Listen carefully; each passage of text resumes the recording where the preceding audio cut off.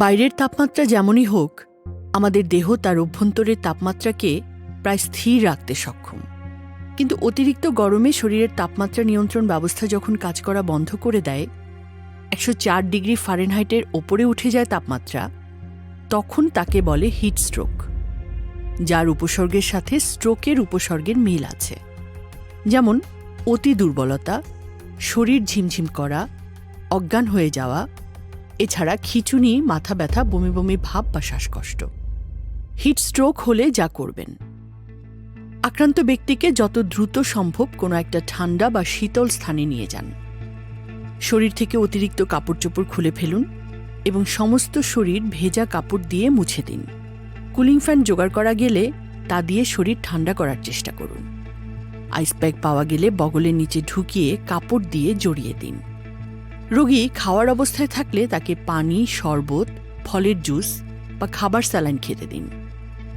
কিন্তু তারপরও যদি দেখেন রোগীর অবস্থা ভালো হচ্ছে না বা রোগী অজ্ঞান হয়ে গেছে, তাহলে তাকে দ্রুত হাসপাতালে নেয়ার ব্যবস্থা করুন। এবার গরমকে সামলে নিতে আপনি যা করতে পারেন। প্রথম প্রস্তুতি মানসিক। গরমের সময় গরম পড়বে, শীতের সময় ঠান্ডা লাগবে, এটাই প্রকৃতির নিয়ম। এই গরম ঠান্ডাকে যত স্বাভাবিকভাবে নেবেন, তত আপনি প্রকৃতিকে আপনার কল্যাণে নিয়োজিত করতে পারবেন। গরমে বেশি কাবু হয় শহরের স্থূলকায় ওজনদার মানুষেরা। গ্রামের মানুষ প্রকৃতির মাঝে থাকেন।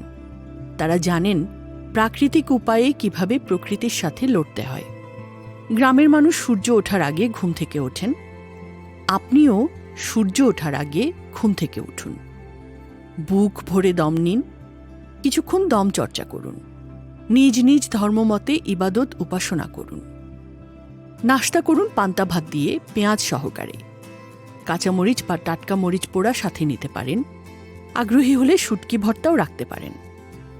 এছাড়া ভেজানো লাল চিড়া, কলা ও গুড় দিয়েও নাশতা করতে পারেন। গরমের সকালে টক দই বা ঘোল বা মাঠা হজমের জন্যে বেশ ভালো।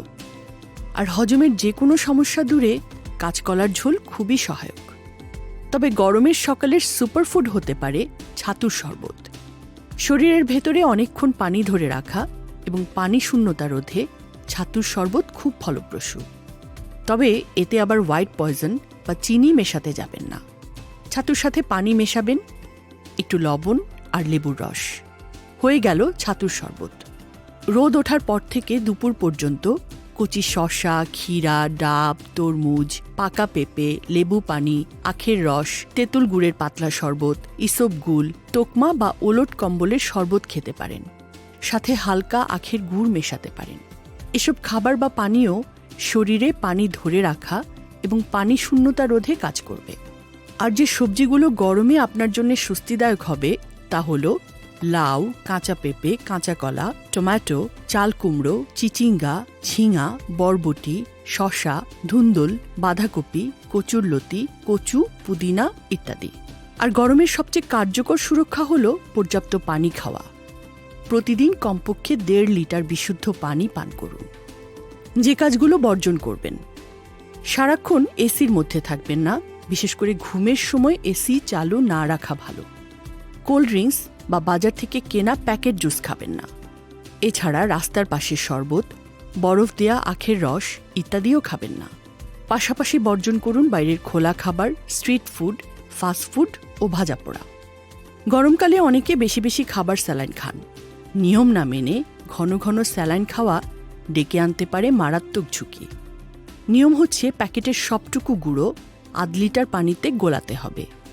এর চেয়ে অল্প পানিতে মেশালে শরীরে লবণের মাত্রা অসহনীয় পর্যায়ে চলে যাবে। এর প্রভাবে কোষ থেকে পানি বেরিয়ে আসবে, বিশেষ করে মস্তিষ্কের।